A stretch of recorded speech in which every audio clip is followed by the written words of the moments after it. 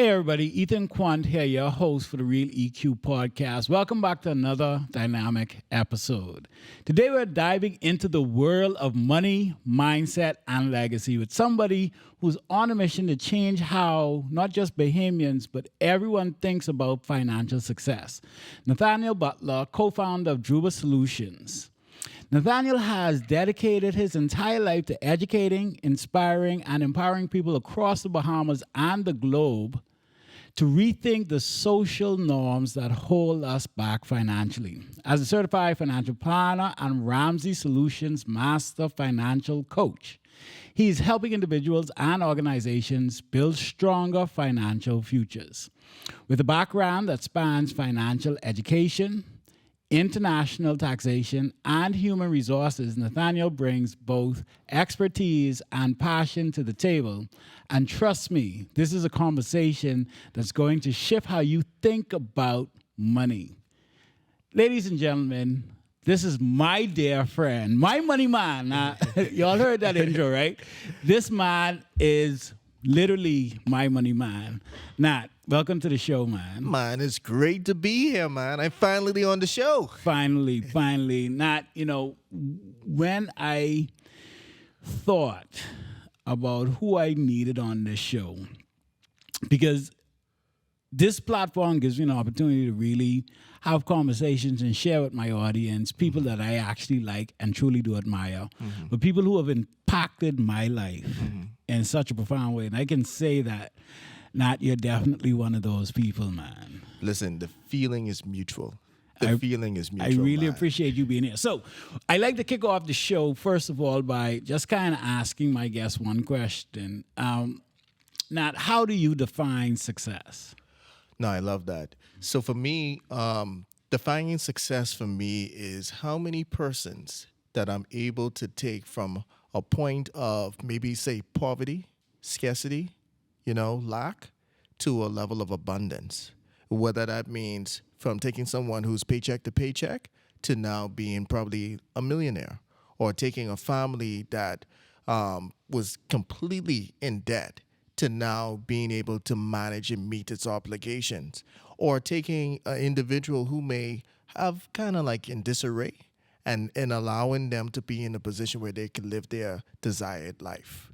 So success defines for me is transforming persons from their current state into their desired state. Awesome. I love that. And so by that definition, would you say that you're successful? I would say I have achieved levels of success. The goal now is consistency over a larger quantity. I think based off of the small groups that I was able to work with, and I've seen levels of success, I've seen peaks, I've seen failures, I've also seen where persons can get discouraged. And now with the team that I have and the practice that we have today, I feel that we are now better suited to ensure that no matter what your personality type, no matter what your motivation type, we can help you get across that finish line, and we could do it at scale. Awesome. Well, I can say, like I said in the intro, that personally, I have benefited from your counsel, your coaching, your expertise, your teaching, and you handle my personal finances and my business finances, and so I appreciate everything that you have done, because it's definitely had a positive impact on my life. I mean, after our first session, I literally got life insurance because you said I needed to get life insurance. So I know the quality of the work that you do, but more importantly, I know the impact personally of the work that you do. So I just want to say thank you and encourage you to keep going, brother. No, I appreciate that, man. So Nat, we're talking about money, right? And money is something that I love to talk about. Yes. I can sit down and talk about finances and, ideas on making money. I have big money goals myself. Yeah. A lot of where I am financially, I can say attributed to some of the things that you have taught me, some of the limiting beliefs. Yeah. And even just from a relationship standpoint, identifying the differences in how I look at money versus how my wife looks at money. Yes. Identifying who's the spender, who's the saver, things. Yes. You see, I learned. Yes, yes. I was paying attention. But I mean, that kind of stuff has literally shaped my relationship with money now. The question that I have for you is, what would you say are some of the main, I guess, I don't know, if you call them misconceptions, Yeah. limiting beliefs. Like, what are some of the main challenges that you encounter in working with people in money? No, let's park it right there. Let's park it right there. Because when I first started, as you know, I was always talking about like the strategies, the tips, the tricks, and all of those wonderful things. And people will take it, they would agree with me, they would write it down and walk out the room and not apply a single bit. And I'm like, is something wrong with me? Am I doing something that is contrary or not connecting with the audience?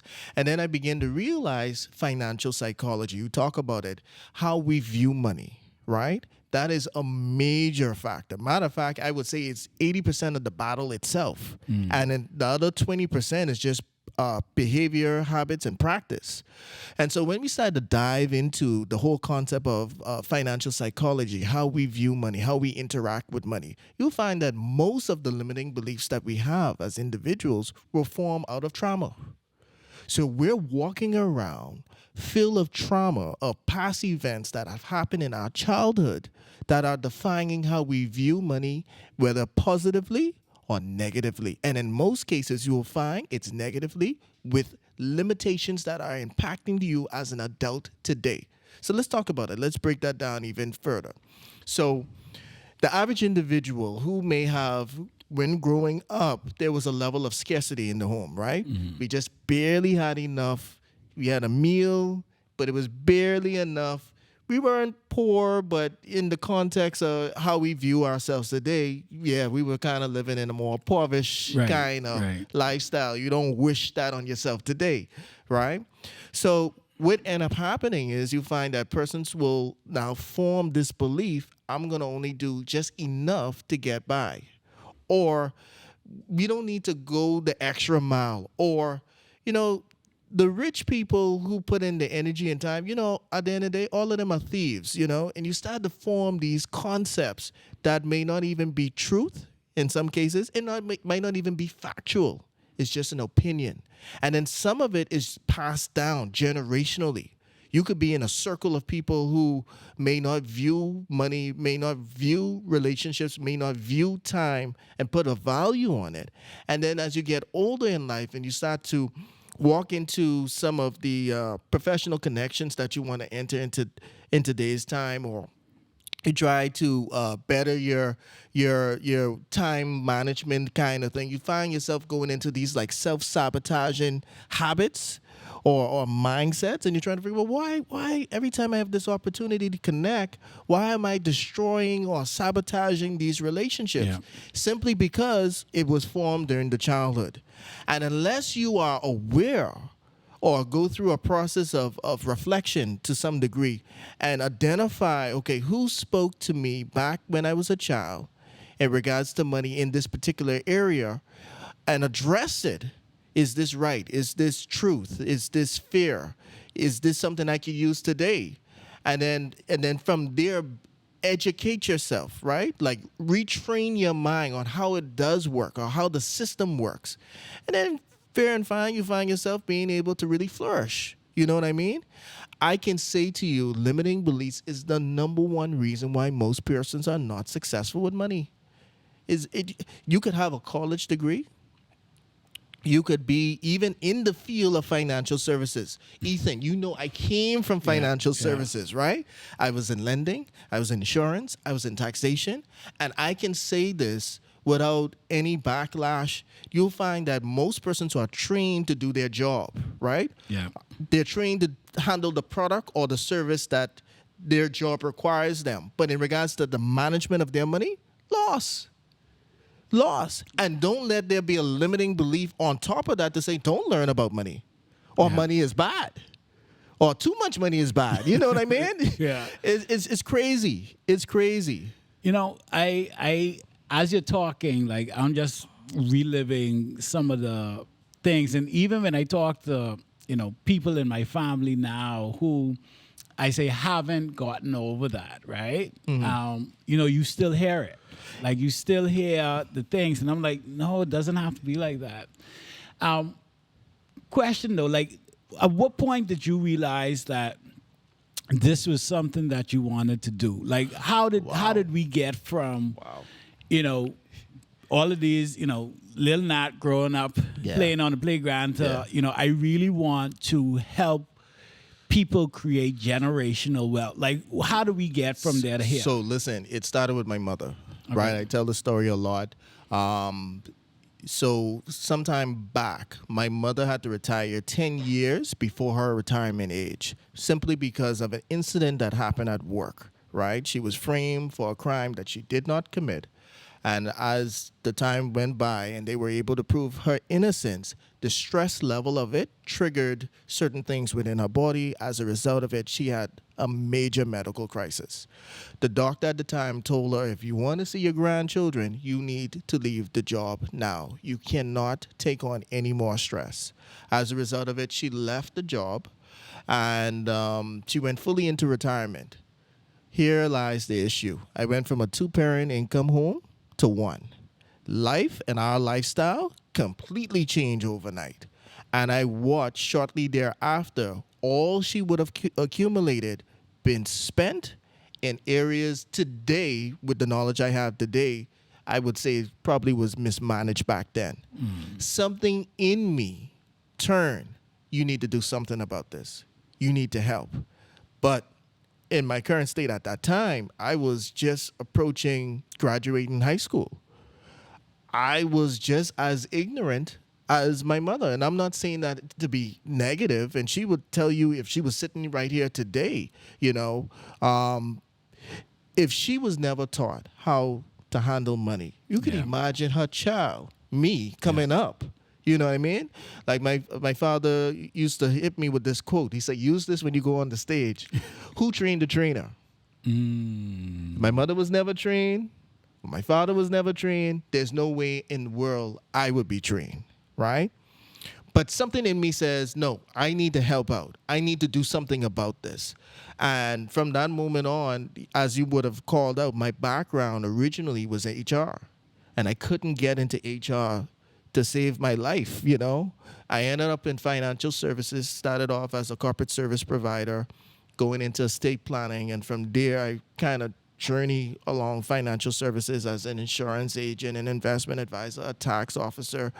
And I didn't know at this time, it was intentional for me to kind of learn everywhere I stopped, but I was now being more empowered to not even talk from a theory standpoint, but the practical standpoint. Here's what you need to do at this stage or at this age in life. Here's what you need to do if you're single, if you're married, if you're looking to get married. Here's what you need to do if you've already accumulated certain assets or you're in the process to accumulate. I began to learn these practical tips, but it wasn't the tipping point yet. I was still not ready to help the masses. Even though, thanks to you and others, I was given platforms to share. And I shared the knowledge. But I wasn't having success until I got onto financial psychology and now infused the financial psychology along with the practical advice. And then is where I saw the change amongst the audiences. So I would say it started from my mother. It really started from her. Awesome. And, well, first of all, thank you, Mom. Because,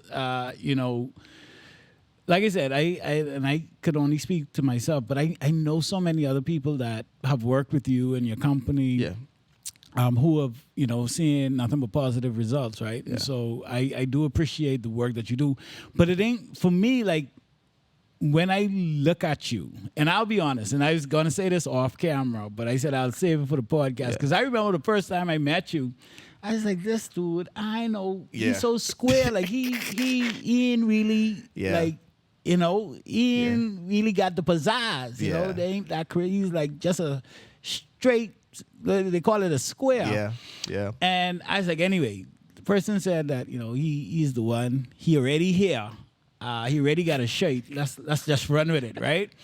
But I'll never forget, but like that first time I saw you speak to the crowd, right? You spoke to that room, and not only it was surprisingly refreshing, right? Because not only were you knowledgeable about what you were talking about, you were confident in that knowledge, but there was a passion, man. Yeah.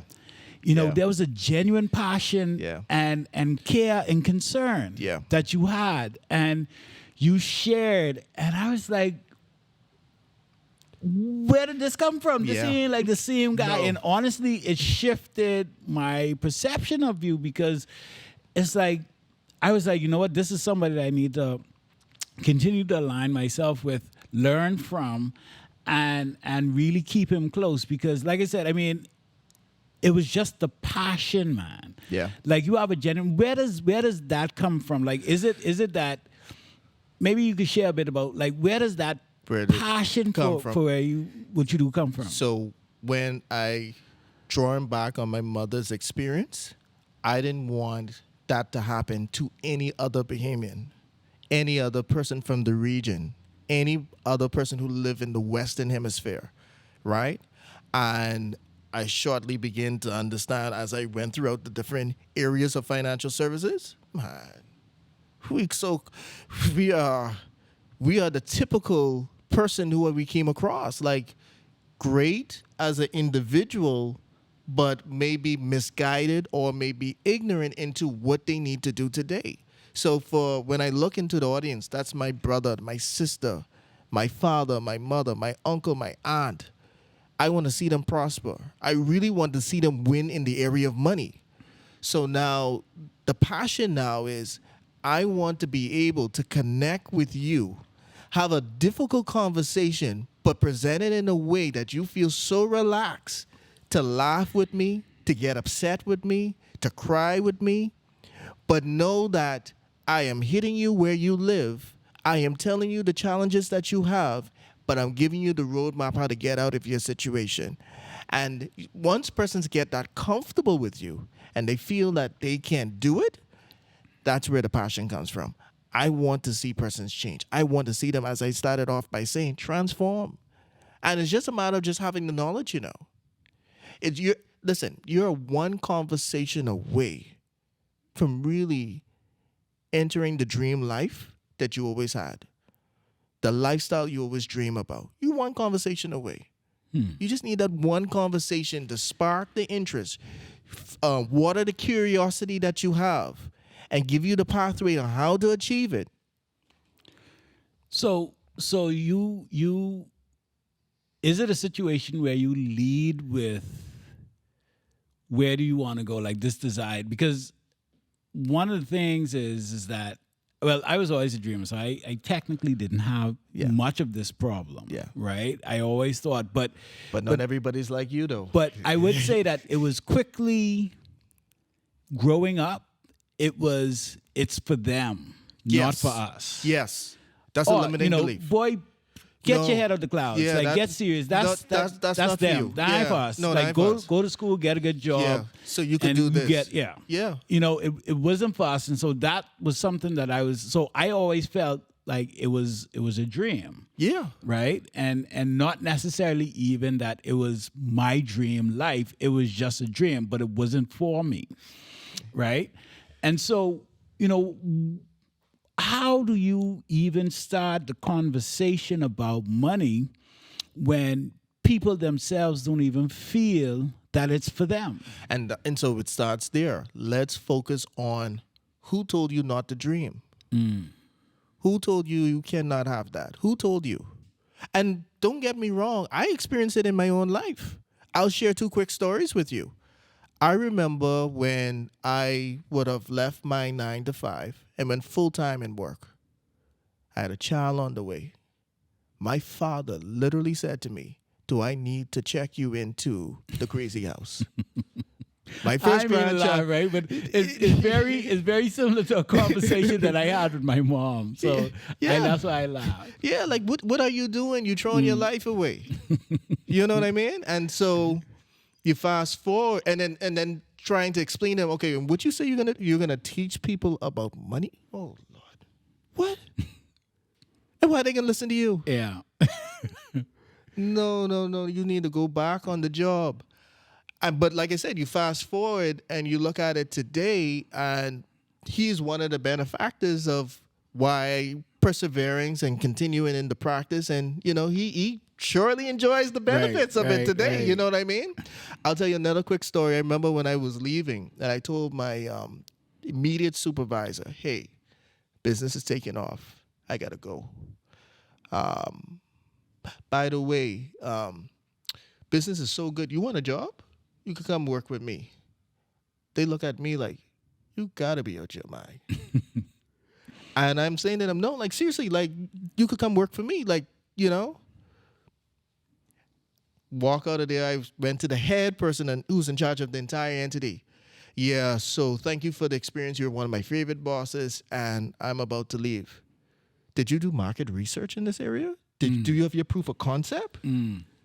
Like, I'm not sure this is going to work out for you. No, I'm sure. We fast forward. I just had a meeting with them the other day, and, my meeting supervisor brought it up. He's like, I really thought he was officially certified crazy. And then now in hindsight, looking at it, I wish I had joined him and got a stake in the company. Yeah. And then the other one was like, so how come you didn't give me the job offer? You know what I mean? But I say that to say that, and I love the point that you raised, there are persons in your life who are going to tell you it's not for you. Yeah. And the question I have for you is now ask why. Why did they say it? Because it was told to them. You don't know the circumstances, the context of how they were raised, what they were deprived of, and now they're trying to put that on you as an individual. And I am saying be someone to reject it. If you know you're called for greater, you know that there's that desire that you're not satisfied, that there's more out there for you, then it's a matter of just trying to organize yourself, organize your thoughts, organize what it is that you are in pursuit of. Get the right knowledge, experts, coaches, mentors, persons who have already walked that path, and go pursue it. Now, it won't be easy in the beginning. Let me say that. Right. Because you're going to be constantly confronted with that limiting belief. No, you can't do it. Especially when hard times hit or a challenge hit, something out of the blue. Oh, like they told you, it wasn't going to work. You have those periods of, a lull. But at the same time, if you can keep the inspiration of the vision that you have in front of you, right? And I always talk about visualizing that dream lifestyle that you want, right? And it's different things for different persons. Yeah. Different things for different persons, right? But writing it down. I would go as far as to say get a dream board. Put it in picture form. Look at it every day. I literally, at one point in time in my house, I told my wife, I said, we got a lot of pictures here of some people in the house.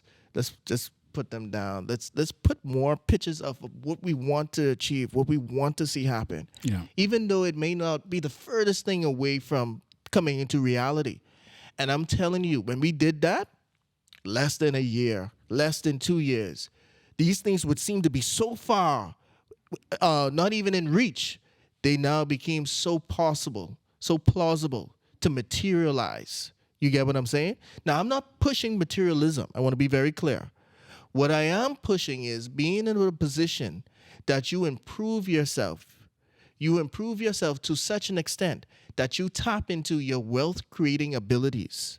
You tap into your God-given capabilities. You're tapping into how you want to serve humanity, how you want to serve people, and then now flourishing in that, and now manifesting a level of prosperity that could help not only you, not only your household, but you could even pass that on to the next generation. And that's what life is about. Life is about running a 4x1 relay. But for many of us, we weren't fortunate for a baton to be passed to us. So we're literally running the full 400. We're looking at our counterparts, and assets have been passed on that produce income for them, so they can go from one step into a whole nother hemisphere. But you got to build from the ground up. Take care of the dependents or your parents all of the older dependents that came before. You got to take care of them. Then also take care of your own dependents, your children. And then possibly, if there's anything left in the tank, pass it on. It's difficult. But it is achievable. And not only that, why I'm saying it's achievable, but we can now train the next generation. No. This is how we can handle money. No, this is how we can view money. I'm going to start. I'm going to build this. I'm going to pass this on to you. You have to take it to the next level.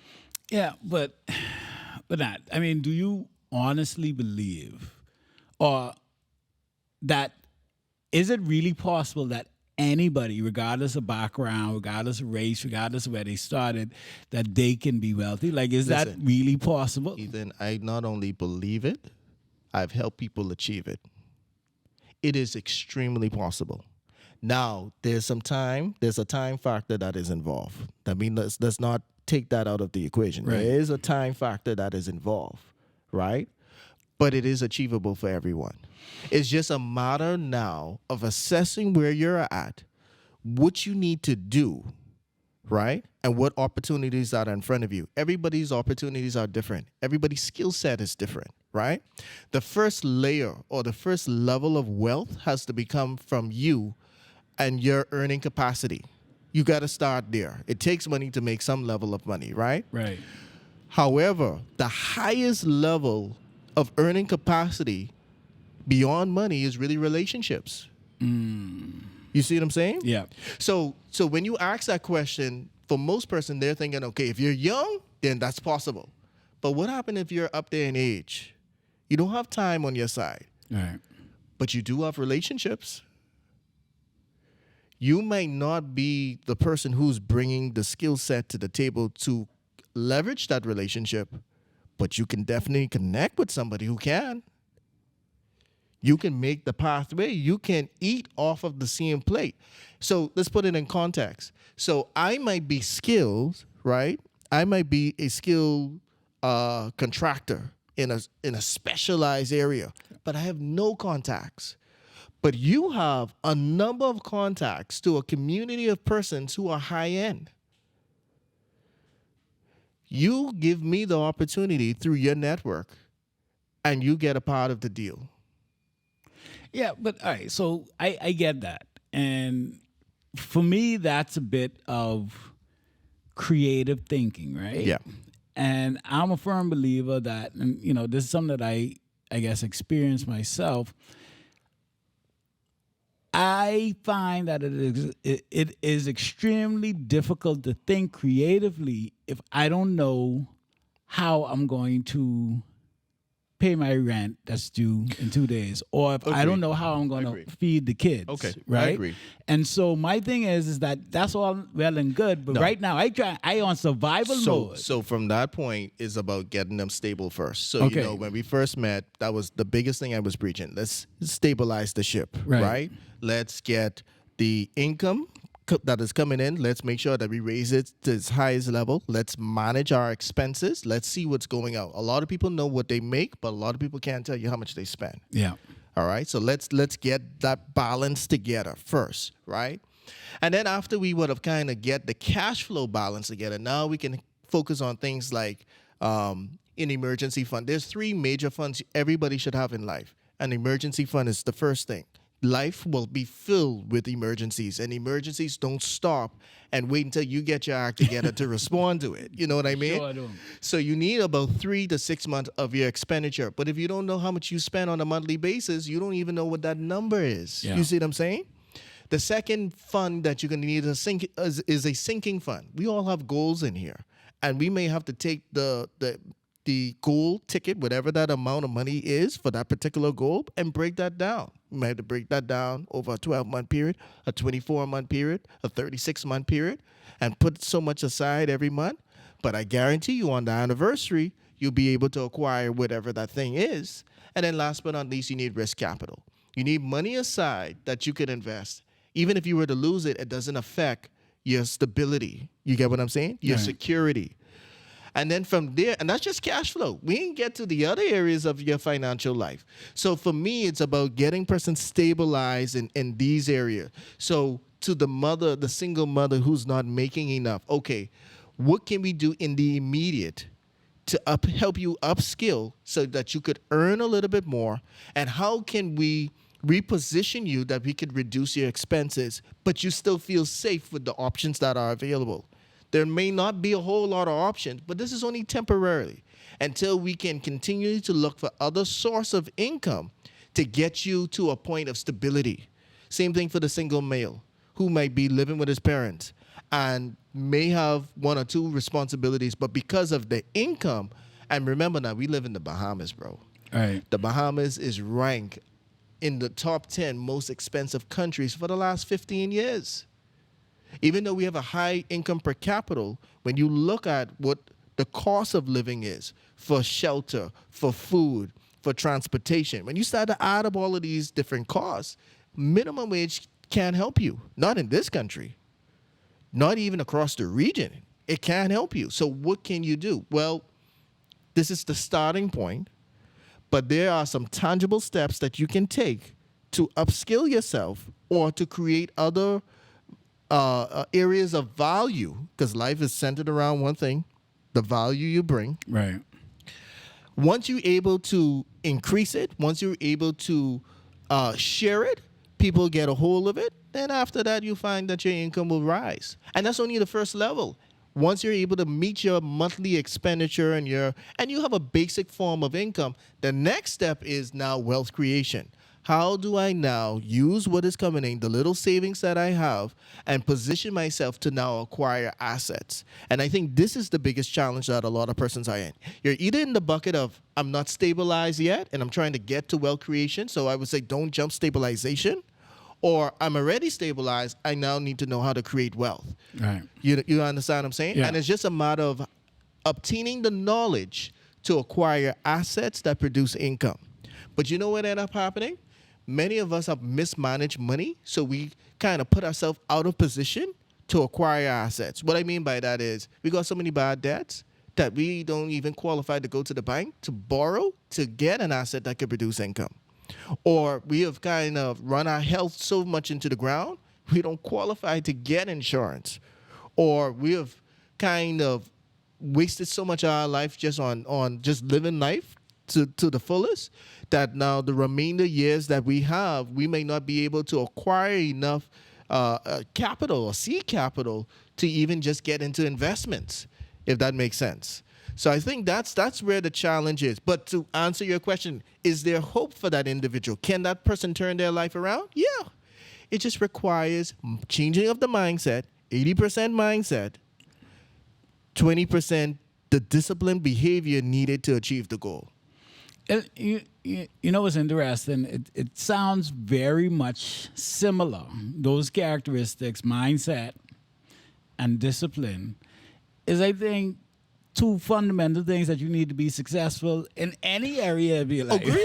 Agreed. And, my team here has me talk about my blueprint for success, which is that, the principles of success are universal. And so the same thing you need to be successful in one area, you can apply those same principles to be successful in another area. And it's interesting that you say that, because one of the things that I tell people is that nobody sucks at every single thing in life. No. There's not one person that sucks at every single thing in every single aspect of their life. There's some area in everybody's life that they are excelling in. Agreed. And so if you look at why are you excelling in this particular area, what are the things that you're doing, right? Some people, and it could be as simple as, I am the best uncle ever. Mm-hmm. I love being an uncle. Mm-hmm. Mm-hmm. I suck at my job. I suck at my relationships. I suck at my health. Yeah. But my nieces and nephews come to me because they know I'm their favorite, because I'm the best uncle. And they think I'm the greatest. And so why is that? Well, because every time they come, I make time for them. I spend time with them. I learned about the things that they like and don't like. Uh-huh. I give them what they like. Yeah. And so, it's like, okay, well, that's time, consistency, that's learning. Yeah. Right?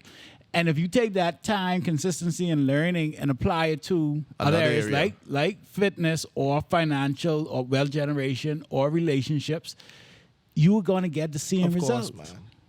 Of course. I wish more people knew that. All right, so Of course, man. so Nat, we talking about because money is a funny topic. Money is like sex. Yeah. In terms of Everybody how- wants more, but nobody want to talk about it. Boy, I tell you, I want more. And I talked to my wife about it too. But yeah, everybody wants more, but nobody wants to talk about it, right? Like, how do you navigate, or how do you get people, first of all, even comfortable? Because one of the things is I want you to know exactly how bad I feel. Man. No, I agree. You know, I agree live in with that. paycheck to paycheck to Yeah. paycheck to paycheck. Yeah. And I want you to know that. So how do you get people even, I guess, comfortable with the idea of talking About it. about it? No, so this is where you go back to the days of presentations, right? When Right. me giving presentations, or even just one-on-one coaching, counseling, whatever you want to call it.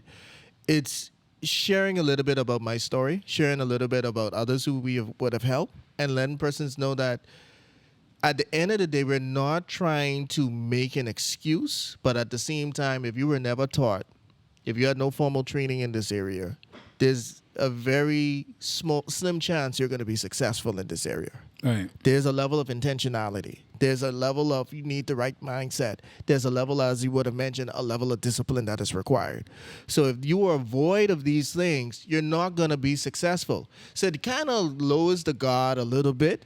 And now you set them up for now, okay, before we get into what you should do, let's dream again. To your point, there are a lot of people that have canceled out dreaming because they were told to. You mentioned it earlier. Yeah. But I'm talking about never had a dream in life. Life was too hard for them to dream. Bills needed to be paid, so there was no time for dreaming. Yeah. And so now getting that individual to say, well, I want to achieve, I just want to be able to pay off the mortgage. I just want to take one trip with my family to wherever. Their dream might be, I just want to be comfortable to provide for my family. That might be the dream. It may not seem a lot to an individual, but for someone, it could be a lot. And so now we focus on what are your values around the dream. I want to be able to provide. I want to be able to protect. I want to have some level of security. Faith is a big thing for me. I want to travel. I want to be able to own my own business. I want to have my free time. You start to hear these kind of things. Okay, let's document them. Okay, how are we going to achieve them? Now we set up the goals. These are the KPIs. We need to hit these targets within the time frame. So I would tell persons, if you recall, the next 90 days, I need you to save $1,500. Let's start there. Or you've already accumulated a few assets. Within the next 2 weeks, I need you to get a will.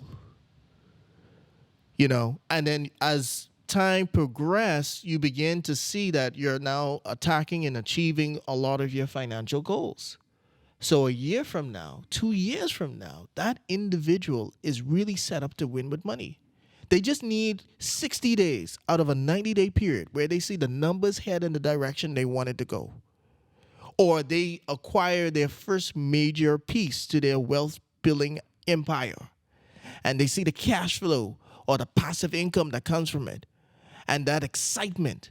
Because remember now, for most persons, these are persons who have never dreamed. Yeah. And now they tasted a little bit of their dream. Oh, man, you can't stop them no more. Yeah. It's about the next thing, man, and the next thing. So I'm all about adding value, right? But I believe in practicality, right? And Yeah. so I want you, for my audience, just because I know you talked about, stage 1 is stabilize, stage 2, but what are some things like, what would be my next, let's call it 3 to 5 moves, right? 3 to 5 moves that Love I it. could, like, Do right I now. talk about right now. Right now. I can't, Right now. I don't know how I'm going to pay rent Okay. at the end of the month, right? Like, I don't know how I'm living paycheck to paycheck. And I think, I can't remember who it is, but I got more month than paycheck. More money right? than money. I got more month than money. What are my next 3 moves? I don't even know if I ain't dreaming yet. I just know that I don't want this anymore. No, let's be real. You right? can't. You're not in the capacity to dream. Right. I don't want this anymore. What are the next 3 to 5 moves that I can make today to get me directionally correct towards a better life. I ain't even want to dream. I just want better, bro. I got you. So the first thing is, and I love what you said, let's start with the first thing is you got to make a vow that you don't want to be in this situation no more. Let's start there. Because everything based on that will determine whether or not you're going to be committed to the other 4 more steps. So the vow is first. The second thing you need to do is we need to assess. What I mean by assessing. If you already made the vow, then it's easier now to look at your expenses. If you don't make the vow, then you don't want to look at your expenses because it just reminds you of how much of a mess that you're in. Yeah. But if you already made up in your mind that you're going to change it, then we got to know the numbers. That's the only way we're going to change the circumstances, right? So over the last 90 days, right? In your past, over the last 3 months, look to see where your money was going. Look to see where you can cut back. Where you staying, is it too much? Can you really afford it? Do you need to downsize? Do you need to let the landlord know? Or maybe call the bank, let them know we need to remortgage. Or you may have to get rid of it. You may have to sell it. These are hard conversations, but if you already made the vow, I don't want to be in this situation no more, it becomes a little bit more easier. Yeah. Once you would have kind of assessed what your expenses are, I would say now step 3 is now sit down with the advisors, because now you have something to take to them and they can give you now the practical steps on what is the next step for you as an individual. My step 4 is simple. Whilst you're talking to the advisors, whilst you're trying to work out, I need you to do simultaneously 2 things. Try to find a way to increase your income. What extra shifts you could pick up? Can you apply for a job within the company that you work for if there's a space that is open that can pay a little bit more? You know what I mean? What can you do to upskill? What can you freelance? What can you do that can bring in income immediately to deal or arrest the situations that you're dealing with? And then simultaneously, in the next 90 days, I need you to save at least a minimum of $1,500. It doesn't have to be $1,500 in the first 30 days, but within that 90-day cycle, by the time 90 days is completed, you have an emergency fund. Once you have these things in place, I'm not saying that the challenges that you have faced, the emotional distraught that you have will all dissipate, but at least you'll have some sense of control now. You'll feel some sense of victory. It's in the small wins. You understand what I'm saying? Yeah. If I fail in this area for so long and I'm so tired of living like this and I'm now making the change, the simple wins is major. But you don't stop there. The last and the final step. What move that you need to make that will change your mindset? It's the mindset now. Because now, once we stabilize, you will not really be able to embrace wealth creation until you have the right mindset. You see what I'm saying? So those are my 5 moves, man. Oh, I love that, man. I love that. And, bro, like, I can sit down and talk to you because I learned so much, and I have learned so much, and I'm continuing to learn so much. Just from you, and you helped me, you and your team, they helped me with my personal finance and my business, and I just appreciate you guys so much. Likewise, bro.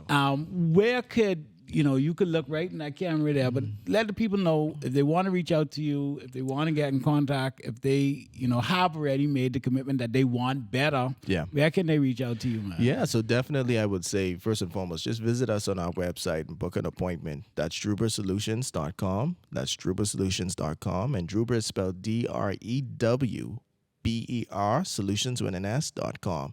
Or you could call us at 1-242-427-8025. That's 1-242-427-8025. Or you can reach us out at social media as Druper Solutions or Druper Speaks.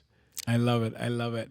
All right, guys, like I told you, this was going to be a powerful conversation, and this did not disappoint. My good friend and my money man, y'all. I giving y'all access. My money man, Nathaniel Butler. Some key takeaways, 5 things that you can do immediately to really take steps towards creating wealth is to make a vow, just commit that you do not want to stay where you are.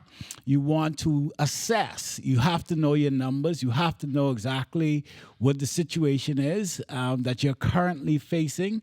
And then, what was the third one, Nat? The advisors. Then you want to, and this is a big one, you want to really secure professional help from certified financial planners, advisors, so that they can help you create your customized solution. And then the fourth thing was... Now you get into the emergency fund. Right. So you have the emergency fund. The fourth thing was the emergency income, fund. and trying to increase your income at the same time. And trying to increase your income. Yeah. All right. So, and then the fifth thing was the mindset. Yeah. All right. So remember now, the 5 steps were commitment. You want to make a vow that you don't want to be where you are now. The second thing is you want to assess.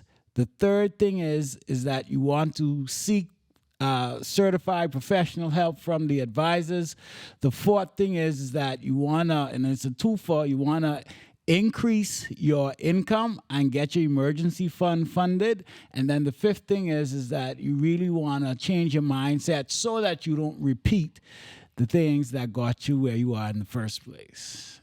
Nat, thank you so much, brother. I appreciate this. It's a pleasure. And I do hope, it is my hope for you that your platform becomes so big, and I will commit right here on the Really Key podcast that whatever I can do to help you, bro, to increase your reach, I will commit from Ethan and Lifestyles, because I really believe that you have a powerful message to really impact true change, not just here in the Bahamas, but globally, bro. And I appreciate you for that. No, I appreciate you and your team, and I appreciate this opportunity. And listen, if it wasn't for you, it would be no me. If it wasn't for the EQ, it would be no Mr. Druper. So I appreciate you, man. I appreciate you, bro. All right, guys, remember, that's it. This was another dynamic episode of the Really Q podcast. Remember, get uncomfortable and do the work, because the world needs your greatness. Peace.